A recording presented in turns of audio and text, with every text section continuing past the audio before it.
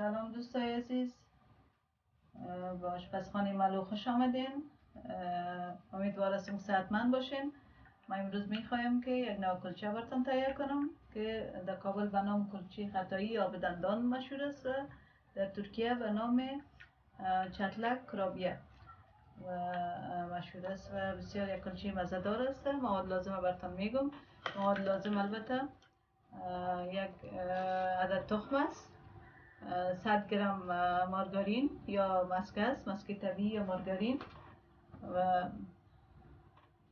3/4 پیمانه یا 100 میلی لیتر هم چی داریم، روغن مایع داریم، 3 گیلاس نشایسته داریم، 1 گیلاس آرد و 1 گیلاس هم بوره میده شده و همچنان بیکینگ پودر که 1 قاشق استفاده میکنیم بیکینگ پودر، 1 قاشق مرباخوری و 1 پاکت هم وانیلا داریم که وانیلا تقریبا 5 گرم است. این پاکتاش تیار در بازار است، میتونید استفاده کنید.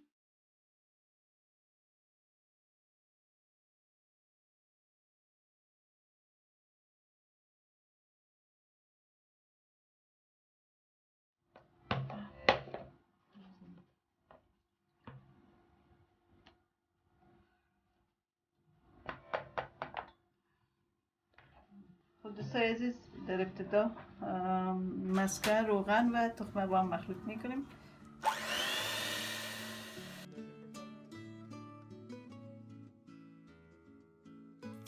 وانیلا رو هم اضافه میکنیم و همچنان 1 قاشق مرباخوری یا تقریبا 8 گرم بیکینگ پودر اضافه میکنیم.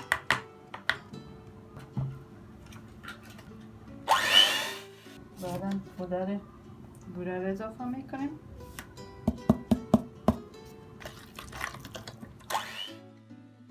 پودر آرد اضافه میکنیم. البته آرد و بوره ما 1 گیلاس بود. 1 گیلاس ما برابر است به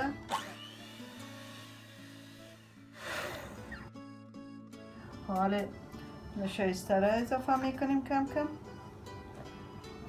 و همراه دست خود مخلوط میکنیم. البته نشایسته ما 3 گیلاس است یا 3 پیمان است. البته نشایسته خود کم کم اضافه میکنیم، مخلوط میکنیم با این مواد خود.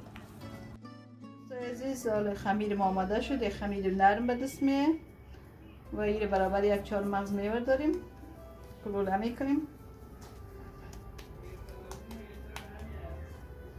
و به فاصله بر روی کاغذ داش میمانیم. حالا ما کلچه های ختایی خود بر روی پدنوس، البته کاغذ روغنی پهن کردیم و ماندیم. حالا میبریمش در داش میمانیم و حرارت 180 درجه سانتیگراد و برای 20 دقیقه میمانیم تا پخته شود. بله دوستای عزیز، بالاخره کلچه ما پخته شد. بعد از در حدود نیم ساعت وقت در بر گرفت و میبینیم که بسیار کلچه نرم و لطیف بسیار خوبش همینطور شق شده. از همون خاطر در ترکی چاtlak کرابیه میگن که قسمتایش یعنی میکفه و خاطر بس ببینیم که چطور میکنیم. بسیار نرم و خوبش ببینید دوستای عزیز که بسیار بافت وسطش هم بسیار عالی و خوبش آمده.